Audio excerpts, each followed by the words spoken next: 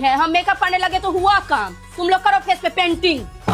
अब तैयार होइए ना, तो यहाँ औरत सबके बीच में घुस के रहस रहे हैं। श्वेता, तुम्हारा 2 बच्चा हो गया लेकिन तुमको दिमाग फिर भी नहीं आया।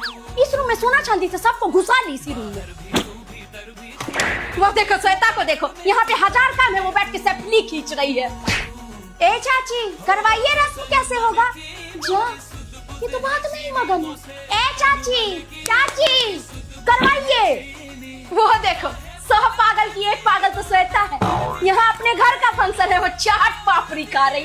विचित्र हाल है।